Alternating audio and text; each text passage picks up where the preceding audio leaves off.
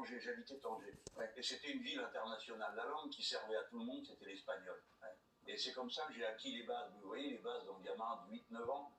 Donc quand je m'y suis remis, je devais avoir 20 ans comme ça, et c'était avec les réfugiés latinos. D'accord. Alors, tu vois, c'est pas pareil de dire est-ce qu'il te reste des bonbons que de dire qu'est-ce que tu penses du socialisme. Oui, ça va être plus compliqué. Voilà. Alors, Ouais. vous avez démarré la politique très tôt. Vous étiez le plus jeune sénateur de la 5e République, à l'âge de 35 ans.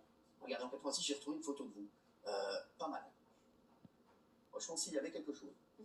Non, mais attends, j'ai commencé plus tôt, j'avais 16 ans. Je sais, mais là, vous étiez... J'étais délégué de classe et j'ai été parmi les premiers élus. Ça, c'est important. Pas déjà délégué de classe, vous... Mais oui, ça m'a matricé pour la vie. Ouais. Et vous, en délégué de classe, pour vous dire, on n'a pas envie, quand vous êtes devant les professeurs, de ne pas vous mettre une bonne note. Hein. La vérité. Ah, si, j'avais une très bonne Ah note. oui, c'est vrai. Ouais. En français, en philo, tout ça. Non, non, sérieux. Jean-Luc, J'aimais ça à l'école. c'est la 3e fois que vous allez vous présenter. Vous allez à chaque fois terminer 4e, avec des scores très différents. Parce que ce que je dis à chaque fois, c'est que je pense vraiment, je vous l'ai déjà dit, qu'en 2017, s'il y avait eu 3 semaines de plus, je pense que vous auriez été au 2e tour. Il y avait une dynamique incroyable. Et c'est vrai que vous démarrez toujours lentement. Et sur le dernier mois... J'ai dit que j'étais une tortue électorale. Non, mais c'est ça. Et que j'avais déjà épuisé quelques lièvres, alors je continue. Vous y croyez? Ah bah toujours. Vous avez dit que cette fois-ci, vous alliez y arriver. Oui. C'est la dernière fois que vous allez vous présenter. C'est où vous gagnez ou... Bah oui. Pareil, vous voulez reprendre vos études sinon.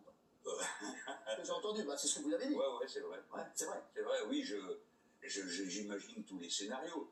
À mon âge, moi, je fais pas une carrière. Ouais. Je défends une idée. Si les gens en veulent, bah, on le fera. S'ils en veulent pas, bah, le cours d'histoire de France continuera à sa manière. Moi, je resterai dans le combat, mais avec un autre poste de combat. Et si je gagne, je me sens prêt. J'ai le sentiment que je suis prêt, que je vois par quel bout attraper les problèmes. Il y a une équipe autour de moi, ils sont quand même 23 parlementaires, en moyenne assez jeunes, mais qui ont appris pendant les 5 dernières années beaucoup de choses. Donc un beau programme, une bonne stratégie, on a qu'à la tête sur les épaules, normalement ça devrait le faire. Mais avant toute chose, vous avez commencé en me disant que vous y croyez. Mais par définition, quand on est un démocrate, ce qui est mon cas, on aime aller au contact des autres, les campagnes électorales. On me dit, oh, vous êtes en campagne. Bah oui, il n'y a pas de honte, c'est bien. Vous aimez être en campagne. Mais bien sûr, regardez le moment fabuleux que c'est. Des tas de gens qui ne s'intéressent pas à la politique le reste du temps, je le comprends. Tout d'un coup s'y intéressent, lisent, viennent vous chipoter pour 3 lignes dans votre programme. Et c'est bien. C'est un grand moment. Dans une démocratie, il faut aimer ces moments où tout le monde se mêle de politique. Parce qu'il n'y a rien de pire qu'un peuple qui ne s'intéresse à rien. Justement, Jean-Luc Mélenchon, vous avez repensé à 2017, parce que je suis sûr que vous êtes comme moi. Vous êtes dit, d'ailleurs, vous l'avez dit, hein, vous avez dit, vous étiez à ça vraiment d'y arriver. Moi, je faisais de la radio le matin à l'époque, je voyais tous les jeunes qui m'appelaient, tous les auditeurs qui avaient au téléphone me disaient, je vais voter Jean-Luc Mélenchon. Et quand on passe si près, est-ce qu'après on arrive à se remotiver? Ouais, d'abord parce que c'est la vie, tout simplement. Vous êtes un groupe humain ample, bon, vous occupez... Si vous avez le sens des responsabilités, vous assumez. Après être arrivé à 19 et demi, il était clair que je n'étais plus le même homme aux yeux des gens qui me font confiance et non plus aux yeux des gens qui ne m'aiment pas. Bon, pour des raisons idéologiques, hein.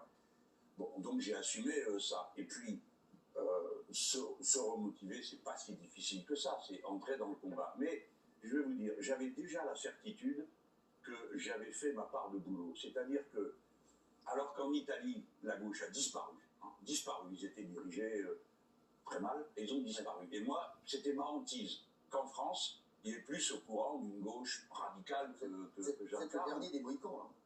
Ouais, et on a défendu l'affaire et on l'a fait renaître. Et aujourd'hui, vous voyez les gens qui m'entourent, leur moyenne d'âge, bon, vous en avez pris pour 50 ans avec eux. Je sais. Alors,